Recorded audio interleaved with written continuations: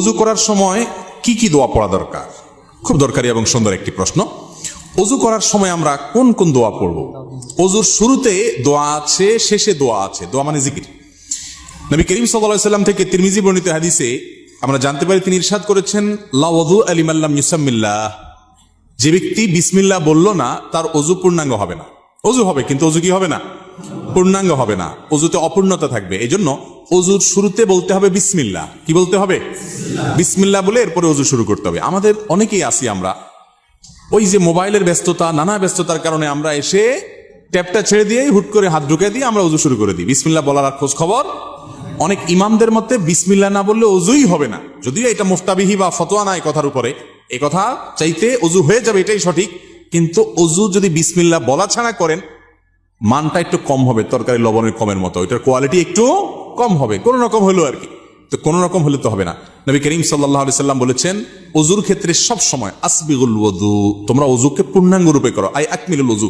অজু কখনো যেন তেন করতে হয় না, ভালোভাবে করতে হয়। এই যে শীতের মৌসুম আসছে, এখন দেখবেন যে অজুতে কত তাড়াহুড়া মানুষ করতে পারে।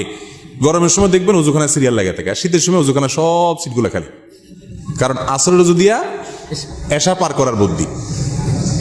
অথচ এরকম চাপাচাপি করে অজু ধরে রাখা ঠিক না, স্বাস্থ্যের জন্য ক্ষতিকর, আমলের জন্য ক্ষতিকর।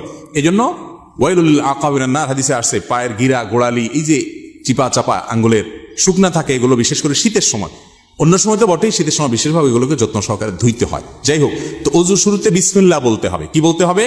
বিসমিল্লাহ। এটা হলো প্রথম অজুর শুরুর জিকির। আর অজুর মাঝখানে কিছু পড়তে হবে কিনা, আপনারা অনেক বই পুস্তক দেখেন, সেখানে হাত ধোয়ার একটা দোয়া আছে, কুলি করার একটা দোয়া আছে, মুখ ধোয়ার একটা দোয়া আছে, মাথা মাসা করার আরেকটা দোয়া আছে, পাও ধোয়ার একটা দোয়া আছে। আছে না নেই? এই সবগুলো দোয়া মুখস্থ আছে এরকম কপালওয়ালা একজন মানুষ দেখি? সবগুলো দোয়া মুখস্থ আছে এরকম কেউ নাই? মাশাআল্লাহ, আপনারা দেখা যায় সুন্নাত বেদাতের পার্থক্য ভালো বোঝেন। যাক, এটা বিশুদ্ধ কোনো হাদিস দ্বারা প্রমাণিত নয় যে সকল অঙ্গ প্রত্যঙ্গে আলাদা আলাদা দোয়া আছে। তাহলে তো একজনের অজুতে 10 মিনিট করে লাগবে, ঠিক না? অজুর শুরুতে শুধু বিসমিল্লাহ পড়বেন, এটি হাদিস দ্বারা প্রমাণিত, যেটি বললাম তিরমিজির হাদিস। আর শেষে একটা দোয়া আছে, একটা বাক্য আছে, কালিমায়ে শাহাদা।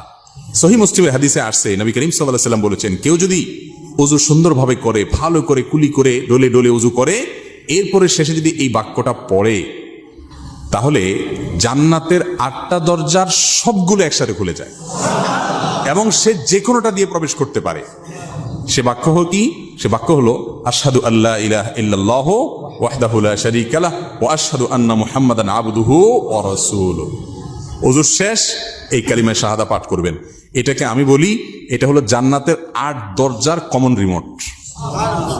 এক রিমোটে 8 দরজা খুলে যায়, এরকম একটা আমল। কিন্তু শুধু দোয়া পড়লে হবে না, অজুটা সুন্দর করে করতে হবে, শীতের ভয় করা যাবে না, ডলে ডলে ধুইতে হবে, পানি অপচয় করা যাবে না, শুরুতে বিসমিল্লাহ বলতে হবে, মেসওয়াক করতে হবে। মেসওয়াক ছাড়া অজু কখনো পূর্ণাঙ্গ হয় না। মেসওয়াক কয়জনের পকেটে আছে যদি আমি এখন জিজ্ঞেস করি, আমি নিশ্চিত 10টা হাতে উঠবে না। আমি কি ভুল বলছি? বেশিরভাগ মানুষ আমরা মেসওয়াক করি না। মেসওয়াক একটা ডাল রাখবেন পকেটে। আমি চেষ্টা করি আমার পরিবারের সকল সদস্যদেরকে মেসওয়াকে অভ্যস্ত করতে। মেসওয়াকের মাধ্যমে ঈমান তাজা হয়, ঈমান তাজা হয়, এর সাথে ব্রেইনের নার্ভের সম্পর্ক, ঈমান তাজা হয় মেসওয়াক করবেন। তো এই জন্য পূর্ণাঙ্গ ওযু করবেন, শুরুতে বিসমিল্লাহ আর শেষে আশহাদু আল্লা ইলাহা ইল্লাল্লাহু ওয়াহদাহু লা শারীকা লাহু ওয়া আশহাদু আন্না মুহাম্মাদান আবদুহু ওয়া রাসূলুহু। এই দুটি দোয়া শুরু এবং শেষে আছে। এই শেষেরটা মুসলিমে বর্ণিত আছে। তিরমিজিতে আরেকটি দোয়া আছে, আল্লাহুম্মা জাআলনি মিনাত তাওয়াবিন ওয়া জাআলনি মিনাল মুতাতাহহিরিন। আল্লাহ আমাকে তওবাকারীদের শামিল করেন, পবিত্রতা অর্জনকারীদের শামিল করেন। কারণ আল্লাহ তাআলা কোরআনে বলছেন, ইন্নাল্লাহা ইউহিব্বুত তাওয়াবিন ওয়া ইউহিব্বুল মুতাতাহহিরিন। আল্লাহ তওবাকারী এবং পবিত্রকারীদের পছন্দ করেন। তাহলে ওযুর শুরুতে বিসমিল্লাহ, শেষে কালিমায়ে শাহাদা, এবং তারপরে যদি আরো অতিরিক্ত পড়তে চান, সুযোগ থাকে, আরেকটা হাদিস আছে, সেটাও পড়া ভালো, আল্লাহুম্মা জাআলনি মিনাত তাওয়াবিন ওয়া জাআলনি মিনাল মুতাতাহহিরিন।